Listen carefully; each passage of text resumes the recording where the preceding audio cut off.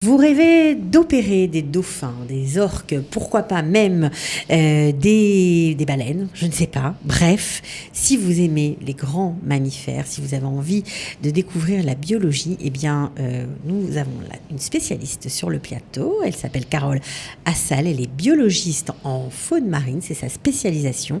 Et on va apprendre, eh bien, tout simplement, on va vous donner des tuyaux pour commencer dans ce métier. C'est parti.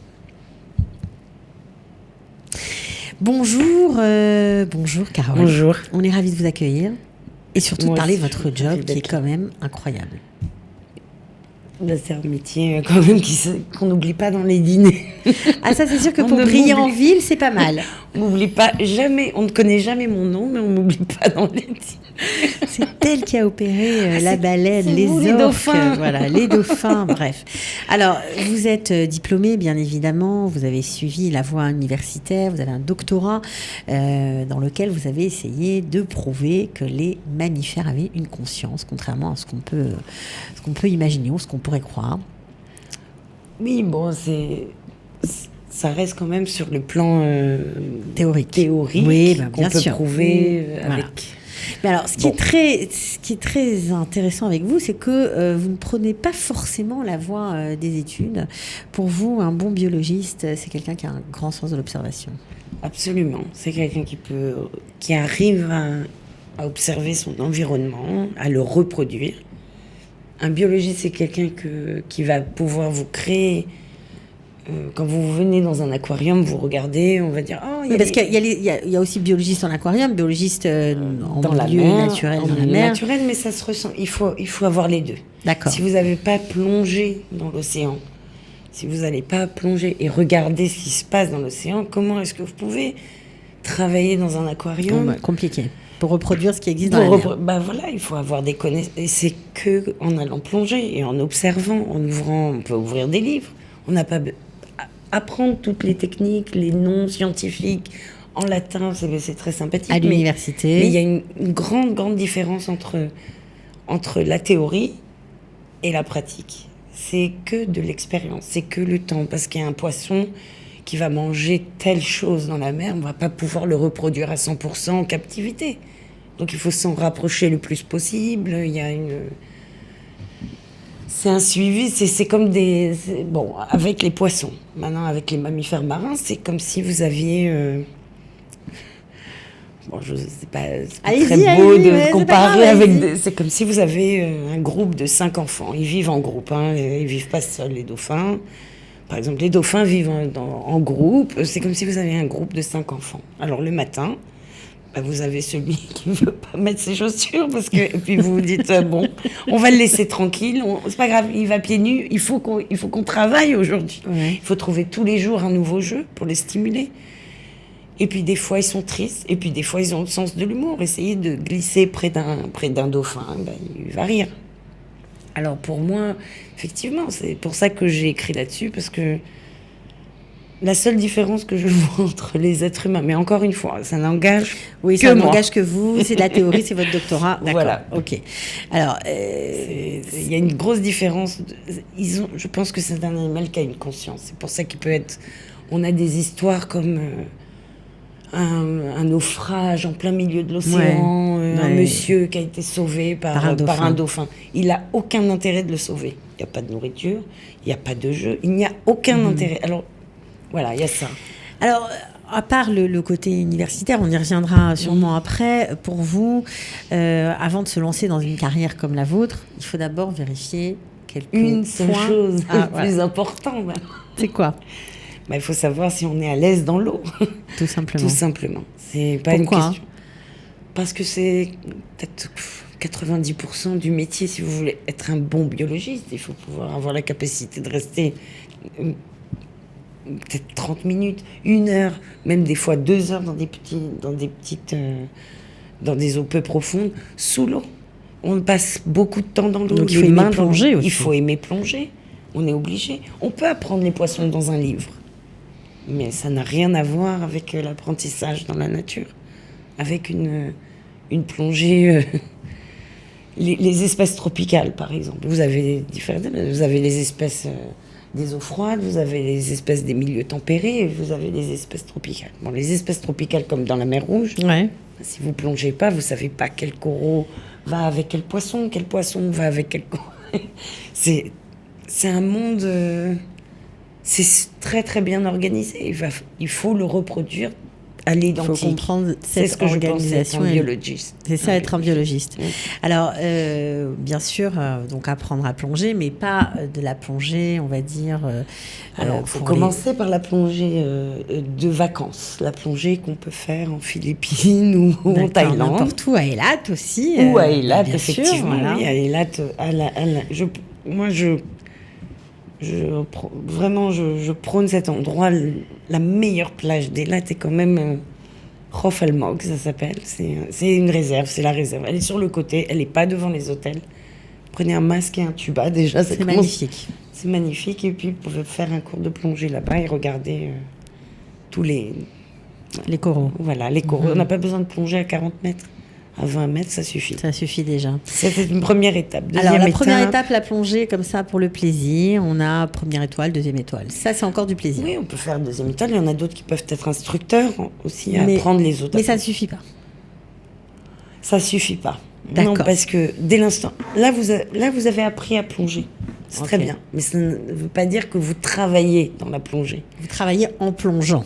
Voilà. Alors, travailler en plongeant, il vous faut un autre diplôme de plongée qui s'appelle le classe 1B, qui est beaucoup plus reconnu en Europe. En Europe, tous les On peut le passer en Israël ? On ne peut pas le passer en Israël. On peut le passer, par exemple, en France, on peut le passer malheureusement dans un endroit qui s'appelle Trébordin en Bretagne. D'accord. Il faut le passer très très vite. C'est très très froid. Sûr. Ouais. Voilà. Non, mais vous passez à Trébordin, vous ne restez pas. Je comprends. Et puis vous j'imagine que... Aussi à Marseille. À Marseille, c'est déjà plus sympathique. Mais c'est moins les mêmes... C'est avec la Fédération française, bon voilà, par exemple. Mais en Angleterre, ils le font passer aussi. Aux États-Unis ? Aux États-Unis aussi. Maintenant, dans tous les centres aquatiques,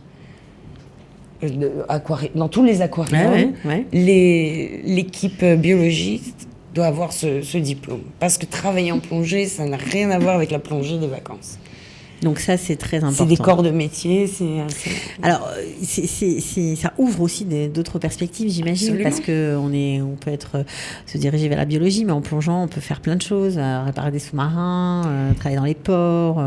Voilà, ou faire des spectacles sous l'eau. Voilà.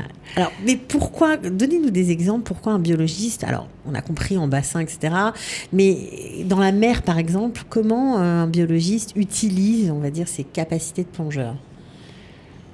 Déjà, il faut savoir que vous ne plongez jamais seul. Ça, c'est une loi. D'accord, on plonge à plusieurs. On plonge à plusieurs, ou à deux, avec votre binôme. Vous avez un binôme, vous comptez sur lui, il compte sur vous. Selon votre envie, il y a des plongeurs sportifs qui aiment plonger à 80 mètres et d'avoir cette impression de narcose, parce qu'à 40 mètres, vous commencez à avoir une forme d'ivresse, on appelle ça un peu l'ivresse des profondeurs, vulgairement, mais voilà. Moi, je sais que dans mon domaine, qui est plus les espèces tropicales, 20 mètres, ça suffit. En dessous, on ne voit rien et on a froid. Maintenant, il y a des plongées de nuit, tout dépend. Moi, je sais que pour observer la nature, je regarde, je ne touche pas, je bouge très très peu, et je me rends compte que je suis dans un hiver de grâce, voilà. C'est regarder une raie nager sous l'eau. Franchement, on va avoir 10 ans de thérapie, ou je sais pas, mais c'est la chose la plus gracieuse. Voilà, c'est...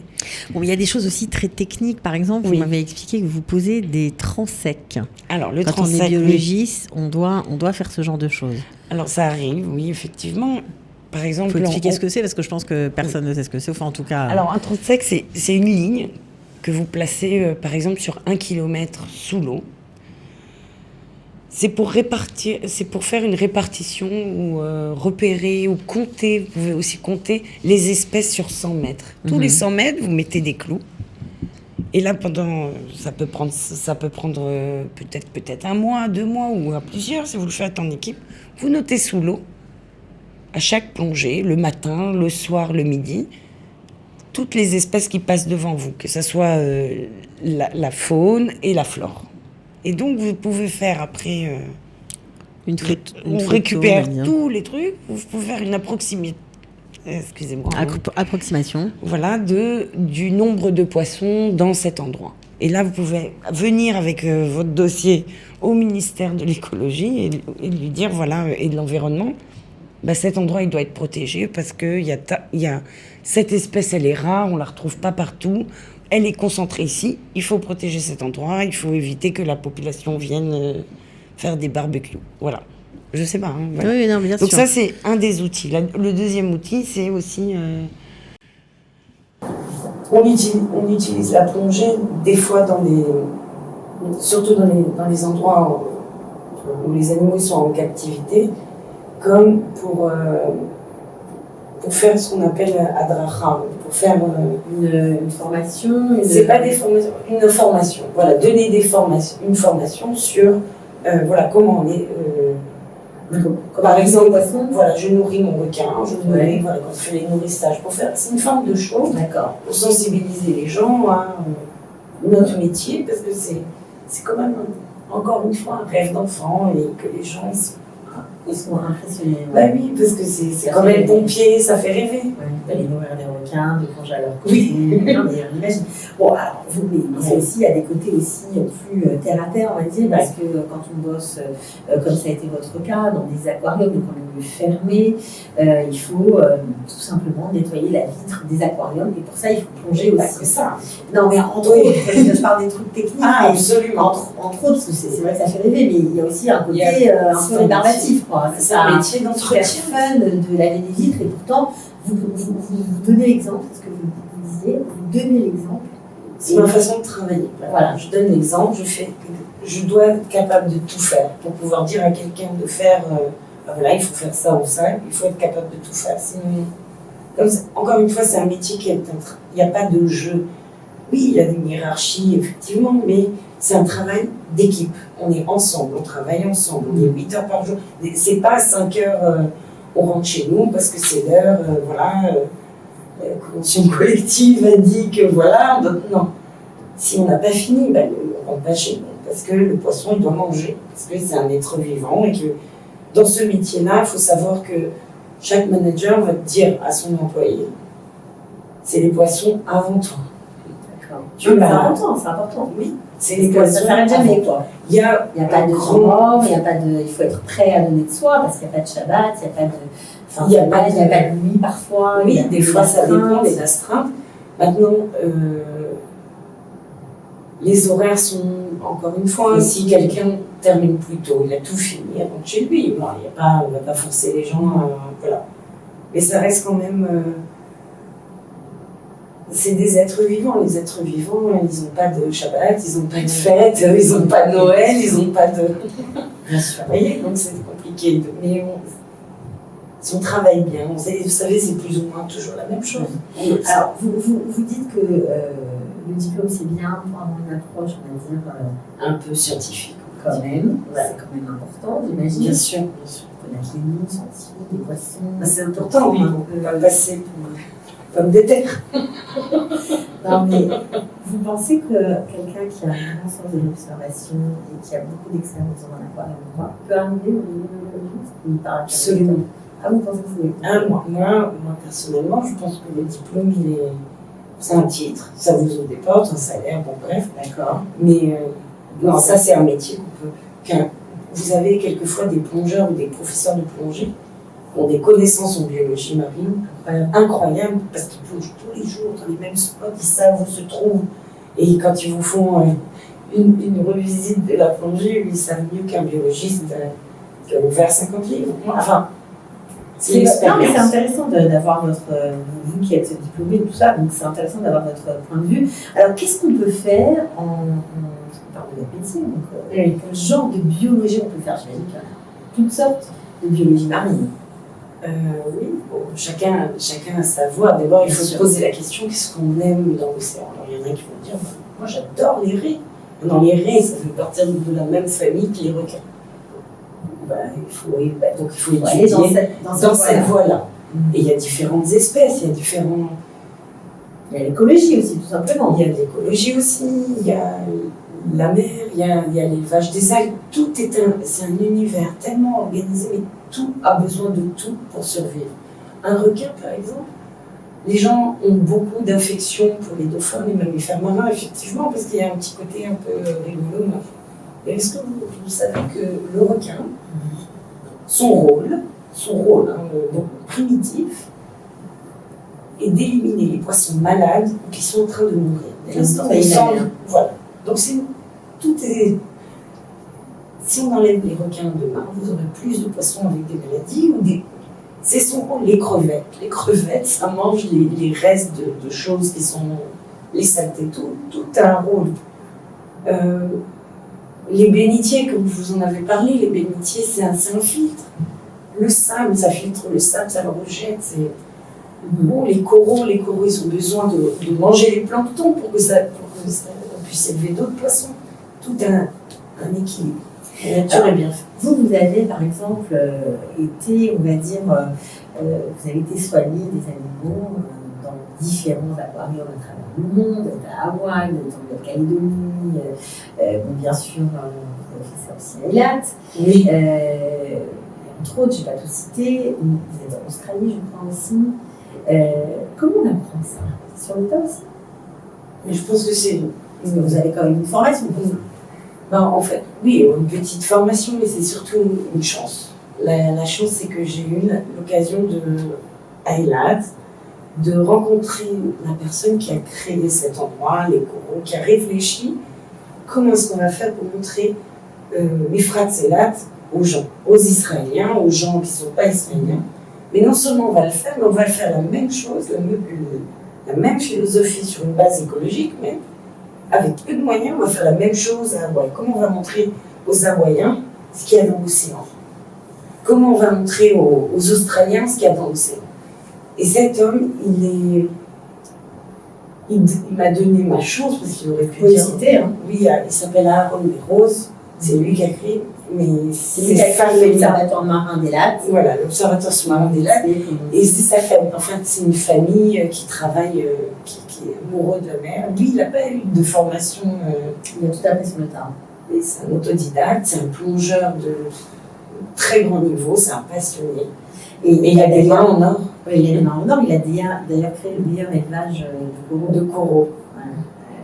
Il est à Eilat du monde. Ah, moi je crois, oui. Ouais. J'ai vu beaucoup d'aquariums, mais de cette qualité au niveau des coraux, non. D'accord. Alors, vous avez, vous aussi, vous êtes lancé dans l'élevage de poissons clous, l'élevage de cocornes, tout ça sur le principe de l'observation. C'est fou. Vous observez, vous avez un animal qui est en détresse, ou quoi que ce soit, qui ne mange pas. De toute façon, c'est très très primitif. Vous observez son comportement avec les autres poissons. Et va être exactement le même que celui qu'il a dans la mer. Si vous respectez son comportement en captivité, vous avez les mêmes effets comme de la reproduction. Un aquarium où les poissons se reproduisent, ça veut dire que c'est un aquarium qui est très sain. Vous avez réussi, je crois qu'il y a eu la presse aussi. Oui, ils ont pris oui, c'est bon, c'était il y a 20 ans. Oui, mais c'est pas grave, vous l'avez fait quand même. Les cocornes que vous avez relâchées dans la mer. Dans la mer, les tortues, on a fait. Et les poissons clowns, c'était un peu moins médiatisé, mais c'était une belle aventure. Mais l'idée était de repeupler, parce que la pollution, elle est partout. Alors, plonger, être observateur, être passionné, les grandes qualités pour être un biologiste. Voilà, et puis c'est surtout être patient, avoir des bons choix, apprendre. On ne termine jamais, c'est un métier où on apprend encore tous les jours. On peut le faire à partir d'Israël. Je pense qu'on peut le faire, il faut juste avoir la bonne rencontre. Moi j'ai eu la chance à Eilat parce que j'avais pas le choix, c'était ça ou rentrer en France, j'avais pas beaucoup de choix. Vous avez aussi accepté d'être volontaire, malgré votre diplôme, vous auriez pu... Je travaillais dans un hôtel, tout le monde peut être serveur dans un hôtel 1 mois, mais vous faites vos preuves. Oui, il faut bien commencer. Vous auriez pu dire non, je ne fais pas ça, non. J'ai pas le choix. C'est ça, on reprend l'avion. C'est important de dire aussi comment ça il ne faut pas lâcher, il faut s'accrocher parce que de toute façon, à la fin, en tout cas, moi je trouve que c'est un pays qui donne plus sa chance, même si c'est long, même si c'est de façon. La forme, elle n'est pas des fois très très agréable. C'est un pays qui donne plus sa chance. En France, j'aurais travaillé peut-être 20 ans dans la même entreprise et j'aurais même eu peut-être la moitié d'expérience. Mais il faut essayer, il faut donner, il faut poser des questions. Les gens, ils répondent, sont généreux. Alors vous avez quand même beaucoup voyagé. Est-ce qu'on peut étudier, vous avez étudié en France, est-ce qu'on peut étudier ici la biologie marine? Oui, à l'université de Mirmoret, vous pouvez étudier la biologie marine et aussi à Haïfa, je crois. Il y a un observatoire de Haïfa, l'observatoire sous-marin de Haïfa. Qu'est-ce que vous conseilleriez aux futurs étudiants? Moi, je dirais de rentrer dans le système israélien, 1 an, juste pour avoir un premier pied dans la biologie, il faut avoir un objectif, parce que, encore une fois, c'est très vaste. Dès l'instant où on sait ce qu'on veut, je conseillerais de voyager au Canada. Au Canada ou aux États-Unis aussi, ils sont pas mal. Mais il y a beaucoup de compétition parce que tout est trop grand. Mais au Canada, ils sont juste exceptionnels. En tout cas, en ce qui me concerne, sur les mammifères marins. Mais chaque pays est différent. Et puis, créer son expérience, plonger, créer son expérience personnelle en travaillant dans des aquariums, même en étant celui qui coupe les poissons. Mais celui qui coupe les poissons, il peut demander à celui qui plonge et qui fait son beau avec les dauphins. Pourquoi le dauphin, il est comme ça? Et c'est comme ça qu'on avance. Pas avoir peur, c'est un métier qui est très physique, qui est très éprouvant. C'est vrai, bon, il y a un petit peu de magie, comme je dis, pour la National Geographic, c'est valorisant. On oublie la fatigue. Mais on est fatigué. Enfin, on oublie peut-être un peu de temps en temps, j'espère. Il faut l'aimer. Si vous ne l'aimez pas, après 6 mois, vous le savez qu'il faut changer. Voilà. Mais c'est magnifique. Quelle est juste, je vais finir comme ça avec vous, cette pratique depuis plus de 25 ans, c'est quoi votre plus grande réussite, votre plus beau souvenir, ce qui vous a. Je suis un peu dur avec vous, mais bon. Ouais. C'est quelque chose qui vous reste en tête, tout simplement. Parfois on ne choisit pas, ça fait comme ça. Alors, vous avez vu des choses. Oui, je pense. Ma plus grande réussite, je ne sais pas si je peux. Encore une fois, c'est un travail d'équipe, j'ai du mal à dire bien sûr, mais je crois. J'ai travaillé sur un projet avec des orques en Nouvelle-Calédonie. Et il y a eu Erika, vous savez, le machin, l'ouragan qui a tout mis en l'air, il n'y avait pas d'assurance, bref. Et donc, j'avais avec moi 3 professeurs de biologie, très diplômés, machin et tout. Et j'avais un monsieur canaille qui m'aidait pour tout ce qui était entretien et tout ça. Et en fait, je me suis retrouvée seule avec lui.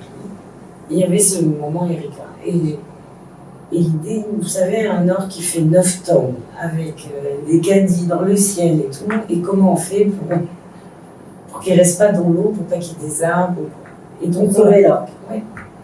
Et ben, je crois que cet orque, aujourd'hui, en Nouvelle-Zélande, dans un fjord, avec des gens qui s'occupent de lui, je crois que c'est ça ma plus grande réussite. En fait, c'est ça que je veux faire dans la vie. C'est ça mon métier.